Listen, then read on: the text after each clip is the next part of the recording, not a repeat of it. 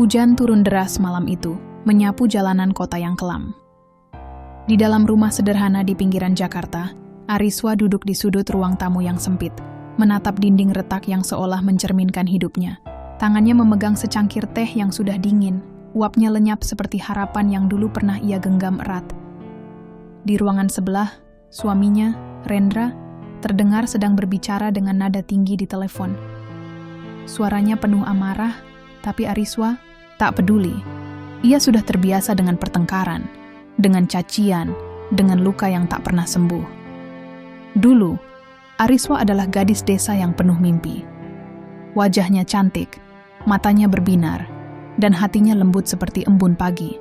Tapi itu semua sirna ketika ia menikah dengan Rendra, pria yang awalnya menjanjikan langit dan bumi, namun ternyata hanya membawa neraka. Lebih buruk lagi, mertuanya, Ibu Suryani, adalah wanita yang haus harta, kejam, dan tak pernah puas. Ariswa masih ingat bagaimana Ibu Suryani pernah memaki-makinya di depan keluarga besar, hanya karena Ariswa lupa membawa hadiah mahal untuk ulang tahunnya. "Kampungan, miskin, kau tak pantas jadi menantu keluarga kami." Kata-kata itu masih bergema di kepalanya, menusuk seperti pisau. Malam ini, Ariswa tahu pertengkaran besar akan terjadi lagi. Rendra baru saja kehilangan pekerjaannya sebagai manajer di perusahaan properti, dan Ibu Suryani menyalahkan Ariswa atas kegagalan itu. "Kau yang bikin anakku sial, kau tak becus urus rumah, tak becus bantu suami," teriak Ibu Suryani pagi tadi melalui telepon. Ariswa hanya diam, tapi di dalam dadanya, bara dendam mulai menyala. Ia muak. Muak dengan hinaan, muak dengan siksaan, muak dengan hidup yang seperti tak pernah memberinya kesempatan untuk bernapas. Pintu ruang tamu terbuka dengan keras. Rendra masuk, wajahnya merah padam, matanya penuh kemarahan. "Ariswa," bentaknya. "Kau dengar apa yang Mama bilang tadi? Kau bikin hidupku hancur. Aku dipecat karena aku tak fokus. Dan itu semua karena kau tak pernah mendukungku." Ariswa menatapnya dengan mata dingin. "Mendukungmu?" Suaranya pelan, tapi penuh getar yang menahan amarah. "Aku yang masak, aku yang bersihkan rumah, aku yang dengarkan semua keluh kesahmu, dan kau bilang aku tak mendukungmu. Kau pikir aku tak tahu kau habiskan gajimu untuk judi dan teman-temanmu yang tak berguna itu?" Rendra melangkah mendekat, tangannya terkepal. "Jangan berani-berani menuduhku, kau tak tahu apa-apa. Mama bilang kau cuma beban, dan aku mulai percaya itu." Kata-kata itu seperti cambuk yang memecah bendungan di hati Ariswa. Ia berdiri, tangannya gemetar, air mata mulai mengalir di pipinya. "Beban? Aku beban?" teriaknya, suaranya pecah. 2 tahun aku tahan semua hinaan mamamu. 2 tahun aku biarkan dia ludahi harga diriku. Kau tahu apa yang dia lakukan padaku waktu kau pergi ke Singapura? Dia suruh aku bersihkan lantai rumahnya dengan tangan, sambil bilang aku tak lebih dari pembantu. Dan kau, Rendra, kau tak pernah bela aku. Kau cuma diam." Rendra terdiam sejenak, tapi amarahnya tak reda. "Kau yang bikin Mama marah. Kalau kau tak keras kepala, kalau kau nurut, semua ini tak akan terjadi." Ariswa tertawa pahit, air matanya bercampur dengan tawa yang penuh kepedihan. "Nurut? Aku harus nurut sama orang yang bilang anakku tak akan lahir karena aku tak pantas punya keturunan? Kau tahu betapa sakitnya aku waktu keguguran, Rendra? Kau tahu aku hampir mati karena pendarahan? Dan mamamu cuma bilang itu hukuman karena aku tak cukup baik buat keluargamu." Ruangan itu tiba-tiba terasa sesak. Rendra menatap Ariswa, tapi tak ada kata maaf yang keluar dari mulutnya. Sebaliknya, ia malah mengambil langkah yang membuat hati Ariswa hancur berkeping-keping. "Kalau kau tak bisa terima keluargaku, pergilah. Aku tak butuh istri yang cuma bisa nangis dan mengeluh." Ariswa merasa dunia berputar. Ia menatap pria yang dulu ia cintai, pria yang pernah berjanji akan melindunginya. Tapi yang ia lihat sekarang hanyalah bayang-bayang Ibu Suryani, sombong, kejam, dan penuh kebencian. Dalam hati Ariswa, sesuatu berubah malam itu. Ia tak lagi ingin menangis. Ia tak lagi ingin memohon. Bara dendam yang tadi hanya kecil kini membesar, membakar setiap inci, jiwanya. Baik, kata Ariswa dengan suara yang tiba-tiba tenang, tapi penuh ancaman. Kau dan mamamu akan lihat. Aku akan buat kalian menyesal. Aku akan buat kalian merasakan apa yang aku rasakan. Aku akan hancurkan hidup kalian, Rendra. Dan mamamu yang gila harta itu, aku akan pastikan dia hidup nelangsa, tanpa apa-apa. Rendra tertawa sinis. Kau hancurkan kami? Kau cuma perempuan miskin dari desa. Kau tak punya apa-apa. Ariswa tak menjawab. Ia hanya menatap Rendra dengan mata yang penuh tekad. Di dalam hatinya, ia bersumpah. Ini bukan lagi tentang cinta atau rumah tangga. Ini tentang balas dendam, tentang keadilan, tentang membuktikan bahwa perempuan yang mereka hina ini bisa membuat mereka berlutut. Malam itu, hujan terus turun, menyapu air mata Ariswa yang jatuh di lantai. Tapi di balik air mata itu, ada rencana yang mulai terbentuk. Rencana yang akan mengguncang hidup Rendra dan Ibu Suryani. Rencana yang akan membuat mereka merasakan sengsara, seperti yang Ariswa rasakan selama ini. Pagi itu, matahari terbit dengan malu-malu di balik awan kelabu. Di rumah kecil Ariswa, suasana masih tegang seperti malam sebelumnya. Bau kopi murahan mengisi udara, tapi tak ada kehangatan di meja makan. Rendra duduk di kursi kayu yang sudah reyot, menatap ponselnya dengan wajah muram. Ariswa berdiri di dapur, memotong bawang dengan gerakan mekanis, tapi matanya kosong, penuh dengan bayang-bayang luka yang tak pernah pergi. Di hatinya, sumpah yang ia ucapkan semalam masih bergema. Aku akan hancurkan mereka. Aku akan buat mereka merasakan sengsara. Tiba-tiba, suara dering telepon memecah keheningan. Rendra mengangkatnya dengan cepat, dan dari nada suaranya, Ariswa tahu itu Ibu Suryani. Ya, Ma, aku tahu. Aku sedang cari kerja lagi. Bukan salahku, Ma. Perusahaan itu bangkrut.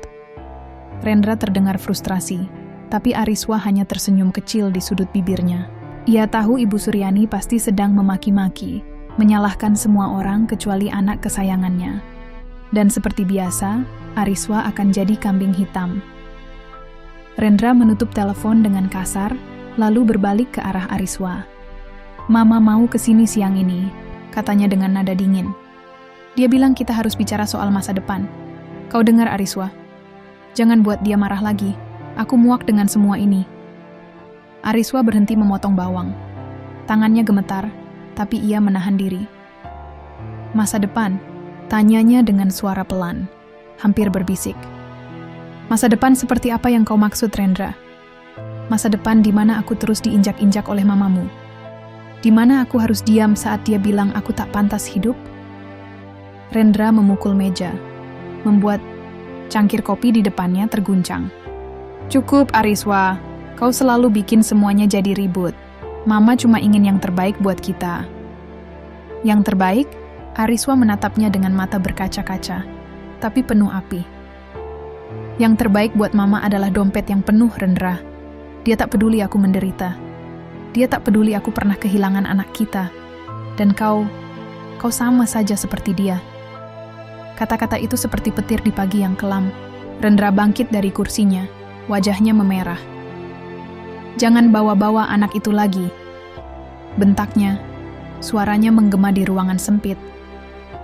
Kau pikir aku tak sakit? Kau pikir aku tak merasa kehilangan? Tapi kau, Ariswa, kau cuma bisa menangis dan menyalahkan orang lain. Kau tak pernah coba memperbaiki diri. Ariswa merasa dadanya sesak, seperti ada tangan tak terlihat yang meremas jantungnya. Memperbaiki diri? Ia menjerit, air mata akhirnya pecah. Aku yang bangun pagi untuk masak buatmu. Aku yang bersihkan rumah ini sendirian. Aku yang tahan semua hinaan mamamu, yang dengar dia bilang, aku tak akan pernah cukup baik. Dan kau bilang aku tak berusaha. Kau tahu apa yang aku lalui, Rendra. Kau tahu betapa aku benci diriku sendiri, karena aku masih di sini, di neraka ini, karena aku pernah percaya kau mencintaiku. Rendra terdiam, tapi matanya penuh kemarahan yang tak reda. Ia melangkah mendekat, menunjuk wajah Ariswa. Kalau kau benci hidup ini, pergilah. Aku tak tahan lagi dengan drama kau. Mama benar, kau cuma beban. Kata beban itu seperti pisau yang menikam jantung Ariswa. Ia mundur selangkah, tangannya mencengkeram meja dapur untuk menahan tubuhnya yang gemetar. Tapi di balik air matanya, ada sesuatu yang berubah. Bara dendam yang semalam hanya kecil kini membesar, membakar setiap inci jiwanya. Ia tak akan lagi menangis untuk pria ini. Ia tak akan lagi memohon cinta dari keluarga yang membencinya. "Baik," kata Ariswa dengan suara yang tiba-tiba tenang, tapi penuh ancaman. "Kau dan mamamu akan lihat. Aku tak akan jadi beban lagi. Aku akan buat kalian menyesal, Rendra. Aku akan buat mamamu yang gila harta itu merangkak meminta maaf padaku." Rendra tertawa sinis, suaranya penuh ejekan. "Kau menghancurkan kami? Kau tak punya apa-apa, Ariswa. Kau cuma perempuan kampung yang tak tahu apa-apa." Ariswa tak menjawab. Ia hanya menatap Rendra dengan mata yang penuh tekad, lalu berbalik ke dapur, melanjutkan memotong bawang seolah tak terjadi apa-apa. Tapi di dalam hatinya, rencana mulai terbentuk. Ia teringat sesuatu, dokumen rahasia yang pernah ia temukan di laci Rendra beberapa bulan lalu. Dokumen tentang investasi properti yang disembunyikan Rendra dari Ibu Suryani. Investasi yang ternyata bermasalah dan bisa menghabiskan seluruh tabungan keluarga mereka. Ariswa tahu, ini adalah kunci untuk memulai balas dendamnya. Siang itu, Ibu Suryani tiba dengan mobil mewahnya, mengenakan gaun sutra dan perhiasan yang berkilau. Ia masuk ke rumah tanpa mengetuk, wajahnya penuh keangkuhan. "Ariswa," teriaknya begitu melihat menantunya di dapur. "Kau masih berani ada di sini setelah bikin anakku dipecat? Kau tak tahu malu?" Ariswa menoleh, tapi kali ini ia tak menunduk seperti biasa. Ia menatap mata Ibu Suryani, dan untuk pertama kalinya, ada sesuatu di matanya yang membuat mertua itu terdiam sejenak. Keberanian yang tak pernah ia lihat sebelumnya. "Selamat datang, Mama," kata Ariswa dengan senyum tipis yang menyembunyikan badai di hatinya. "Kita memang harus bicara soal masa depan, tapi kali ini aku yang akan menentukan." Ibu Suryani tertawa keras, suaranya memenuhi ruangan. "Kau menentukan? Jangan mimpi, anak desa. Kau tak akan pernah jadi apa-apa tanpa keluarga kami." Ariswa tak menjawab, tapi ia berjalan ke arah meja, mengambil amplop coklat yang sengaja ia siapkan tadi pagi. Ia melemparkan amplop itu ke hadapan Ibu Suryani. "Buka," katanya dengan nada dingin. "Lihat apa yang anak kesayanganmu sembunyikan dari kau." Rendra menatap Ariswa dengan wajah pucat. "Apa ini, Ariswa?" tanyanya, suaranya bergetar. Tapi Ariswa tak menoleh padanya. Ia hanya menatap Ibu Suryani, yang kini membuka amplop dengan tangan gemetar. Di dalamnya, ada salinan dokumen investasi properti itu, dan catatan tentang kerugian besar yang sudah menumpuk. "Apa ini?" jerit Ibu Suryani, wajahnya memerah. Ia menoleh ke Rendra, matanya penuh amarah. "Kau bohongi aku, kau habiskan uangku untuk investasi bodong ini." Rendra tergagap, mencoba menjelaskan, tapi Ibu Suryani tak memberinya kesempatan. Ia melemparkan dokumen itu ke wajah Rendra, lalu berbalik ke Ariswa. "Kau pikir ini akan hancurkan aku? Kau salah. Aku akan pastikan kau menyesal lahir ke dunia ini." Ariswa tak bergeming. "Coba saja," katanya dengan suara yang hampir tak terdengar. "Tapi ingat, Mama, aku tak punya apa-apa lagi untuk diambil. Tapi kau punya segalanya untuk kehilangan." Malam itu, setelah Ibu Suryani pergi dengan amarah yang membara, Ariswa duduk sendirian di kamar tidur. Ia mengeluarkan kotak kecil dari bawah ranjang. Kotak yang berisi surat-surat lama, foto, dan gelang kecil yang ia buat untuk anak yang tak pernah lahir. Air matanya jatuh saat ia memegang gelang itu, mengingat mimpi-mimpi yang dulu ia miliki. Tapi di balik kesedihan itu, ada tekad yang semakin kuat. Ia akan menghancurkan Rendra dan Ibu Suryani. Meski itu berarti, ia harus kehilangan dirinya sendiri dalam proses itu. Langit Jakarta malam itu kelabu, seperti mencerminkan hati Ariswa yang penuh badai. Di dalam rumah kecil yang semakin terasa, seperti penjara, Ariswa duduk di lantai kamar tidur, memandangi gelang kecil di tangannya. satu-satunya kenangan dari anak yang tak pernah ia peluk. Air matanya jatuh pelan, tapi di balik kesedihan itu, ada tekad yang kini bagaikan baja. Konfrontasi dengan Ibu Suryani kemarin telah membuka luka lama, tapi juga memberinya keberanian baru. Dokumen investasi yang ia ungkap adalah langkah pertama, tapi Ariswa tahu itu belum cukup. Untuk menghancurkan Rendra dan mertuanya yang haus harta, ia harus bermain lebih cerdas, lebih kejam. Pagi itu, rumah terasa hening, tapi ketegangan menggantung di udara seperti kabut. Rendra tak berbicara dengannya sejak Ibu Suryani pergi dengan amarah membara. Ariswa tahu suaminya sedang panik. Investasi properti yang ia sembunyikan telah membuat tabungan keluarga mereka nyaris habis, dan Ibu Suryani mengancam akan mencabut semua dukungan finansialnya. Ariswa mendengar Rendra berbicara di telepon malam sebelumnya, memohon kepada rekan bisnisnya untuk menutupi kerugian, tapi sia-sia. Untuk pertama kalinya, Ariswa merasa memiliki kuasa, meski hanya sedikit.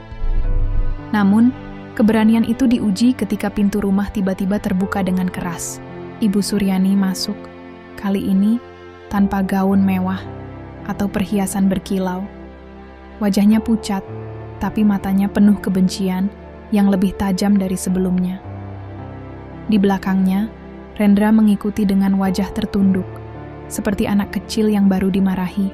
Ariswa berdiri dari sofa, hatinya berdegup kencang, tapi ia memaksakan diri untuk tetap tenang. "Kau pikir kau pinter ya?" sambar Ibu Suryani, suaranya serak karena amarah. "Kau pikir dengan membongkar urusan Rendra, kau bisa hancurkan keluarga kami? Kau tak tahu siapa aku, Ariswa. Aku akan buat kau menyesal pernah lahir." Ariswa menatapnya tanpa gentar, meski dadanya terasa sesak. "Menyesal?" katanya dengan suara dingin. "Aku sudah menyesal sejak aku masuk ke keluarga ini, Mama. Aku menyesal karena aku pikir aku bisa bahagia dengan anakmu. Aku menyesal karena aku biarkan kau ludahi harga diriku bertahun-tahun." Ibu Suryani melangkah mendekat, tangannya terangkat, seolah ingin menampar, tapi Ariswa tak mundur. "Jangan coba-coba sentuh aku," kata Ariswa, suaranya penuh ancaman. "Kau tak punya hak lagi atas hidupku." Rendra akhirnya angkat bicara, suaranya gemetar. "Ariswa, cukup. Mama cuma ingin kita selesaikan ini baik-baik. Aku tahu aku salah, tapi jangan bikin semuanya lebih buruk." "Baik-baik?" Ariswa tertawa pahit, air mata mulai mengalir di pipinya. "Kapan kau pernah baik padaku, Rendra? Kapan kau bela aku saat mamamu bilang aku tak pantas jadi ibu? Kapan kau peduli saat aku menangis sendirian di rumah sakit, kehilangan anak kita?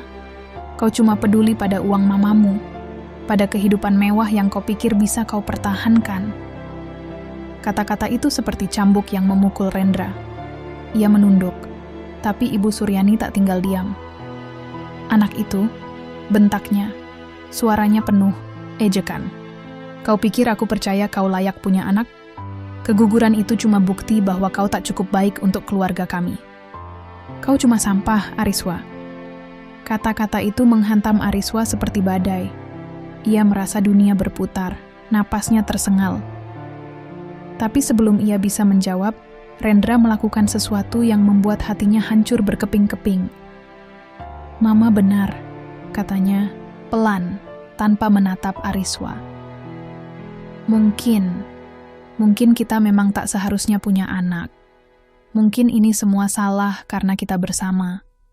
Ariswa memandang suaminya, pria yang dulu ia cintai dengan seluruh jiwanya.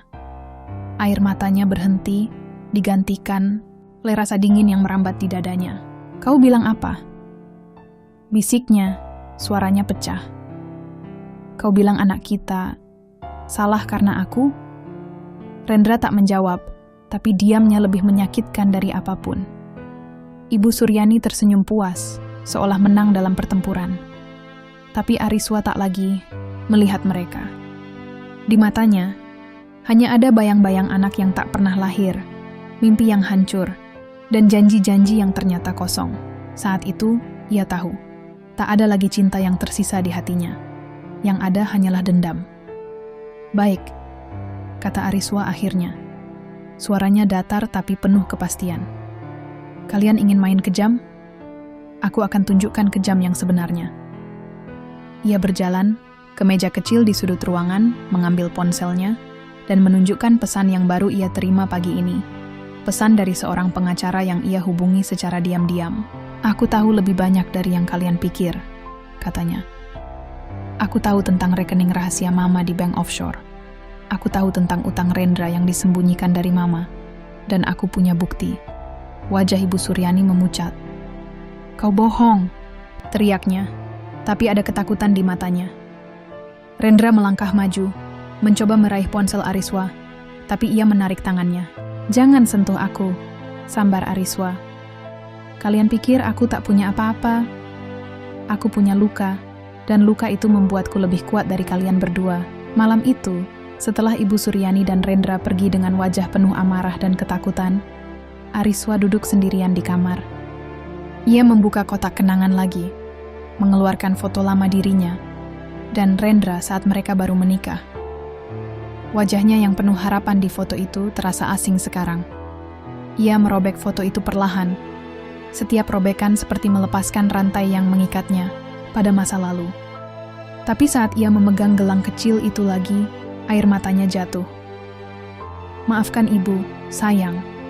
Bisiknya pada anak yang tak pernah ia lihat. Ibu harus melakukan ini. Untuk kita. Di luar, hujan mulai turun, menyapu sisa-sisa harapan Ariswa. Tapi di dalam hatinya, rencana balas dendamnya semakin jelas. Ia akan menghancurkan Rendra dan Ibu Suryani, meski itu berarti ia harus membakar dirinya sendiri dalam api dendam itu. Malam menyelimuti Jakarta dengan dingin yang menusuk, tapi di dalam hati Ariswa ada api yang tak kunjung padam. Ia berdiri di balkon rumah kecilnya, menatap lampu-lampu kota yang berkelip di kejauhan. Di tangannya, ia memegang ponsel yang berisi pesan dari pengacara yang kini menjadi sekutunya. Dokumen sudah siap. Kita bisa laporkan rekening itu ke otoritas besok. Ariswa tahu langkah ini akan menjadi pukulan telak bagi Ibu Suryani. Rekening rahasia yang disembunyikan dari pajak adalah rahasia terbesar mertuanya, sumber kekayaan yang ia banggakan. Tapi di balik kepuasan itu, ada rasa takut yang merayap. Apakah ia benar-benar siap menjadi monster untuk menghancurkan monster lain? Sejak konfrontasi terakhir, rumah itu tak lagi terasa seperti rumah. Rendra hampir tak pernah pulang, menghabiskan malam di rumah teman-temannya atau di bar, mencoba melarikan diri dari kenyataan bahwa hidupnya sedang runtuh. Ariswa tak peduli, setiap langkah Rendra menjauh hanya memperkuat tekadnya. Tapi pagi itu, ketika ia sedang menyiapkan sarapan, pintu depan terbuka dengan keras. Rendra masuk, wajahnya kusut, bau alkohol menyengat dari tubuhnya. Di belakangnya, ada seseorang yang membuat jantung Ariswa berhenti sejenak. Lisa, sepupu Rendra yang selalu dekat dengannya. Wanita yang dulu pernah memperingatkan Ariswa tentang sifat asli Ibu Suryani. Ariswa, kata Lisa dengan nada hati-hati, tapi ada sesuatu di matanya yang membuat Ariswa waspada. Kita perlu bicara. Rendra melemparkan jaketnya ke sofa, lalu menatap Ariswa dengan mata merah. Kau pikir kau bisa hancurkan hidupku? Begitu saja? Sambarnya, suaranya penuh amarah. Kau pikir aku tak tahu kau hubungi pengacara? Kau pikir aku bodoh? Ariswa menegakkan tubuhnya, menahan getar di tangannya. Kau yang memulai ini, Rendra, katanya dengan suara dingin. Kau dan mamamu yang buat hidupku seperti neraka.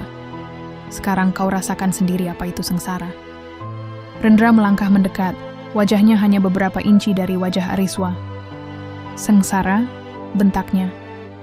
Kau tak tahu apa itu sengsara. Kau tahu apa yang mama lakukan setelah kau ancam dia? Dia suruh aku tinggalkan kau, Ariswa. Dia suruh aku cari istri baru, seseorang yang lebih pantas. Dan tahu apa? Aku setuju. Kata-kata itu seperti pisau yang menembus jantung Ariswa. Ia menatap Rendra, mencari sisa-sisa pria yang dulu ia cintai, tapi yang ia lihat hanyalah kebencian. Kau setuju? Bisiknya, suaranya pecah. Setelah semua yang aku lalui untukmu, Setelah aku tahan semua hinaan mamamu, setelah aku kehilangan anak kita karena stres dan penderitaan, kau bilang kau akan tinggalkan aku? Lisa melangkah maju mencoba menengahi. Ariswa, dengar dulu. Aku cuma ingin bantu. Jangan ikut campur. Bentak Ariswa. Air mata akhirnya pecah. Ia menoleh ke Rendra, dadanya naik turun karena amarah dan kepedihan. Kau pikir aku akan biarkan kau pergi begitu saja? Kau pikir aku akan biarkan kau dan mamamu hidup bahagia setelah semua yang kalian lakukan padaku? Aku akan pastikan kalian jatuh, Rendra. Aku akan pastikan mamamu kehilangan segalanya. Rendra tertawa, tapi tawanya penuh keputusasaan. Kau tak akan menang, Ariswa. Mama punya koneksi, dia punya uang. Kau cuma perempuan miskin yang tak punya apa-apa. Kata-kata itu memicu sesuatu di dalam Ariswa. Ia berjalan ke meja, mengambil map berisi salinan dokumen yang ia kumpulkan. Bukan hanya tentang rekening rahasia Ibu Suryani, tapi juga bukti utang Rendra ke rentenir, transaksi gelap yang ia lakukan untuk menutupi kerugian investasinya. Kau salah, katanya dengan suara yang tiba-tiba tenang, tapi penuh ancaman. Aku punya ini, dan besok semua ini akan sampai ke tangan polisi. Lisa menatap Ariswa dengan wajah pucat. Ariswa, apa yang kau lakukan? Ini terlalu jauh. Kau bisa hancurkan hidup mereka, tapi kau juga akan hancur. Ariswa menoleh ke Lisa, matanya penuh luka. Hancur, katanya dengan suara serak. Aku sudah hancur, Lisa. Aku hancur saat mamamu bilang aku tak pantas jadi ibu. Aku hancur saat Rendra diam saja ketika aku disiksa. Aku hancur saat aku kehilangan anakku. Sekarang, giliran mereka. Rendra mencoba merebut map itu, tapi Ariswa menariknya dengan cepat. Jangan coba-coba, sambarnya. Kau tak bisa hentikan aku lagi. Malam itu, setelah Rendra dan Lisa pergi, Ariswa duduk di kamarnya, memandangi gelang kecil yang selalu ia pegang saat dunia terasa terlalu berat. Ia teringat ibunya di desa, wanita sederhana yang selalu mengajarkannya untuk memaafkan. Dendam hanya akan membakar dirimu, Ariswa, kata ibunya dulu. Tapi Ariswa tak bisa memaafkan. Tidak setelah semua yang ia lalui. Tidak setelah pengkhianatan Rendra malam ini. Ia mengambil ponselnya, mengetik pesan terakhir kepada pengacara. Lanjutkan, laporkan semuanya besok. Ketika ia menekan tombol kirim, air matanya jatuh, tapi ia tak menghapusnya. Ia tahu, langkah ini akan menghancurkan Rendra dan Ibu Suryani, tapi juga akan meninggalkan luka baru di hatinya. Maafkan ibu, sayang, bisiknya pada anak yang tak pernah lahir, suaranya penuh kepedihan. Ibu tak punya pilihan lain. Di luar, angin malam bertiup kencang, seolah membawa pergi sisa-sisa kemanusiaan Ariswa. Besok, dunia Rendra dan Ibu Suryani akan runtuh. Tapi Ariswa tahu, apinya juga akan membakar dirinya sendiri. Hujan turun tanpa henti di Jakarta, seolah langit pun ikut menangisi kehancuran yang telah Ariswa ciptakan. Di dalam rumah kecil yang kini terasa seperti makam, Ariswa berdiri di depan jendela, menatap air yang mengalir di kaca. Di tangannya, ia memegang surat dari pengacara. Laporan ke otoritas telah berhasil. Rekening rahasia Ibu Suryani dibekukan, rumah mewahnya disita, dan polisi sedang menyelidiki utang gelap Rendra. Berita itu menyebar cepat, di televisi, di media sosial, di setiap sudut kota. Keluarga yang dulu angkuh kini jadi bahan tertawaan. Tapi di hati Ariswa, tak ada kemenangan. Hanya kekosongan yang semakin dalam. 2 hari lalu Ibu Suryani datang ke rumahnya, bukan dengan gaun sutra atau perhiasan, tapi dengan pakaian sederhana dan wajah penuh keriput. Wanita yang dulu memandang Ariswa seperti sampah kini berdiri di depan pintu memohon. Ariswa, tolong, katanya suaranya serak. Aku kehilangan segalanya. Rumahku, uangku, harga diriku. Apa kau puas sekarang? Apa kau bahagia melihat aku seperti ini? Ariswa menatapnya, mencoba mencari kepuasan dalam penderitaan mertuanya. Tapi yang ia rasakan hanya luka lama yang kembali berdarah. Puas? Katanya dengan suara dingin. Kau pikir ini soal kepuasan? Ini soal keadilan, Mama. Kau hancurkan hidupku, hina aku, buat aku merasa tak berharga. Sekarang kau tahu rasanya. Ibu Suryani jatuh berlutut, air mata membasahi wajahnya. Aku salah, Ariswa. Aku kejam. Tapi tolong, jangan seperti ini. Aku tak punya apa-apa lagi. Maafkan aku. Ariswa tak menjawab. Ia hanya menutup pintu, meninggalkan Ibu Suryani di bawah hujan. Tapi bayangan wanita itu, yang dulu begitu kuat dan sekarang rapuh, menghantui pikirannya. Apakah ini yang ia inginkan? Apakah ini yang anaknya inginkan? Malam itu, Rendra muncul. Wajahnya hancur. Matanya merah karena minuman dan keputusasaan. Ia mengetuk pintu dengan keras, berteriak, "Ariswa, buka pintu, kita harus bicara." Ariswa membuka pintu, tapi berdiri dengan sikap dingin. "Tak ada lagi yang perlu dibicarakan, Rendra," katanya. "Kau sudah kehilangan segalanya, apalagi yang kau mau?" Rendra melangkah masuk, tubuhnya gemetar. "Kau hancurkan hidupku." Jeritnya, suaranya penuh amarah dan kepedihan. "Kau pikir kau menang? Kau sama saja seperti kami sekarang. Kau jadi monster, Ariswa. Kau pikir anak kita akan bangga dengan ini?" Kata-kata itu seperti petir yang menyambar jantung Ariswa. Ia menatap Rendra. Dadanya naik turun karena amarah. "Jangan bawa anakku ke dalam ini," teriaknya. Air mata mengalir tanpa ia sadari.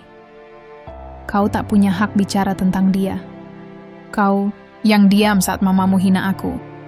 Kau yang tinggalkan aku saat aku kehilangan dia. Jangan berani-berani bilang aku monster, padahal kau yang ciptakan aku seperti ini." Rendra meraih lengannya, tapi Ariswa menarik diri. "Aku mencintaimu, Ariswa," katanya. Suaranya pecah. "Aku salah, aku tahu. Tapi aku mencintaimu. Kita bisa mulai lagi, kita bisa." "Jangan!" Ariswa mendorongnya. Tangannya gemetar. "Kau bilang kau akan tinggalkan aku untuk istri baru. Kau bilang anak kita salah karena aku. Cinta? Kau tak tahu apa itu cinta, Rendra. Kau cuma tahu uang dan harga diri." Rendra jatuh ke sofa. Wajahnya terkubur di tangannya.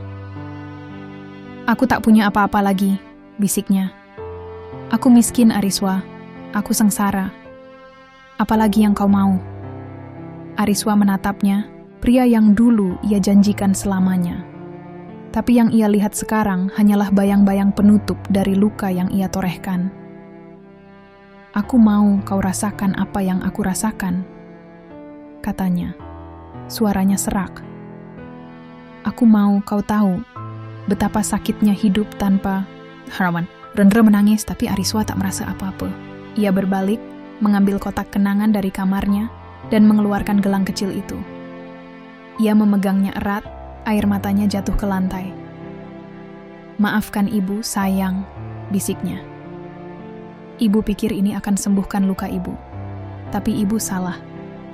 Malam itu, setelah Rendra pergi, Ariswa duduk sendirian di ruang tamu. Ia teringat ibunya, yang pernah berkata bahwa dendam hanya membakar diri sendiri. Kini, ia mengerti. Ia telah menghancurkan Rendra dan Ibu Suryani, tapi apinya juga membakar jiwanya. Ia menatap gelang itu lagi, lalu memutuskan sesuatu. Ia akan pergi, meninggalkan rumah ini, kota ini, kenangan ini. Tapi sebelum itu, ia menulis surat untuk ibunya di desa, meminta maaf karena tak mendengar nasihatnya. Saat fajar menyingsing, Ariswa berdiri di depan rumah, tas kecil di bahunya. Hujan telah berhenti, tapi langit masih kelabu. Ia menoleh ke rumah itu untuk terakhir kalinya, lalu berjalan pergi, meninggalkan abu dari dendamnya. Di hatinya, ada luka yang tak akan sembuh, tapi juga secercah harapan. Mungkin di suatu tempat ia bisa menemukan dirinya lagi.